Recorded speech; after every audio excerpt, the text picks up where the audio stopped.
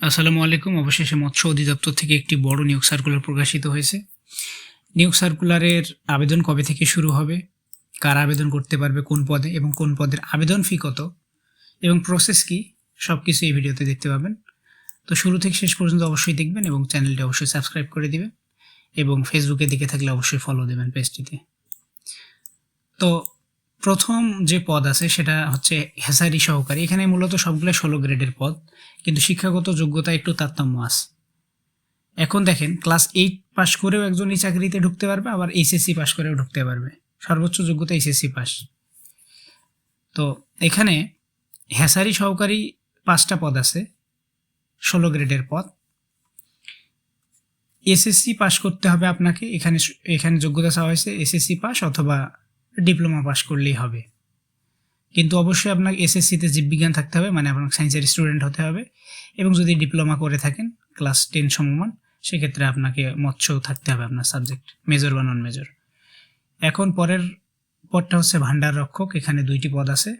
এখানে এইচএসসি যোগ্যতা চাওয়া হয়েছে, এইচএসসি বা সমমান। এইচএসসি আলিম হলেও হবে, অথবা আপনারা যদি টেকনিক্যাল স্কুল অ্যান্ড কলেজে পড়েন, মানে দ্বাদশ ক্লাসের যে যোগ্যতাটা আছে সেটা হলেই হবে, এবং দ্বিতীয় বিভাগ মানে সেকেন্ড ক্লাস পাইতে হবে, থার্ড ক্লাস পাইলে কিন্তু হবে না।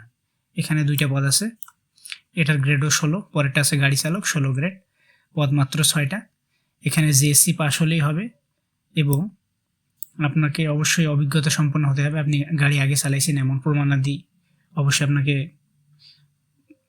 দিতে হবে, এবং বিআরটিএ থেকে যে আপনি একটি গাড়ির যে লাইসেন্স পাওয়া যায়, ওই গাড়ি লাইসেন্স অবশ্যই আপনার থাকতে হবে, রেজিস্ট্রেশন।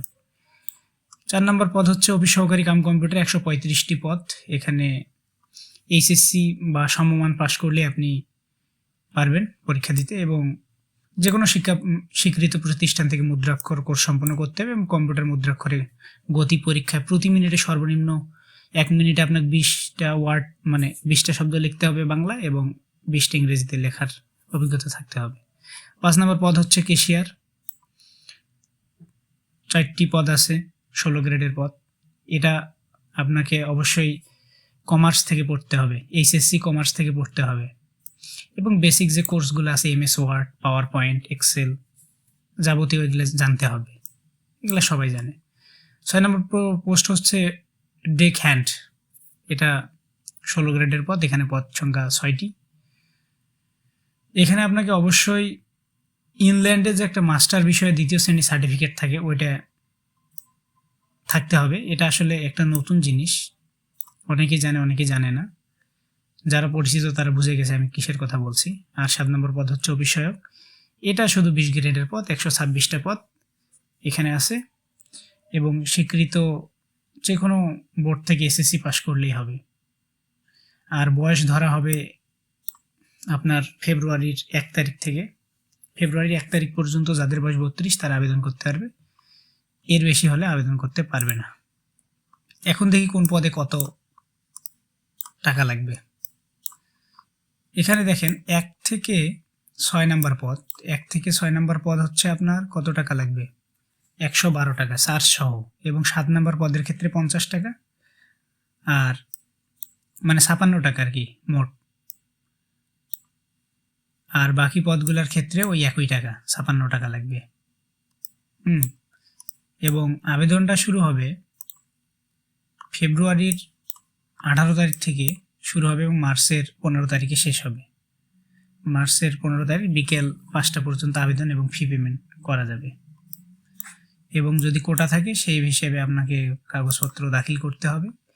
আর যদি অনলাইনে নিজে নিজে আবেদন করতে চান, সেক্ষেত্রে ডিসক্রিপশন বক্সে একটা লিঙ্ক দিছি, ওই লিঙ্কে যদি ক্লিক করেন সেক্ষেত্রে অটোমেটিক্যালি নিয়ে যাবে আপনাকে ওয়েবসাইটে। যাওয়ার পরে আপনাকে ছবির সাইজ দিতে হবে 300x300, এবং স্বাক্ষর 300x80। যারা সচরাচর আবেদন করেন তারা বিষয়গুলো জানেন। তারপরে SMS পাঠাইতে হবে কিভাবে, এটা একটা স্ক্রিনশট নিতে পারেন বা দেখে নিতে পারেন।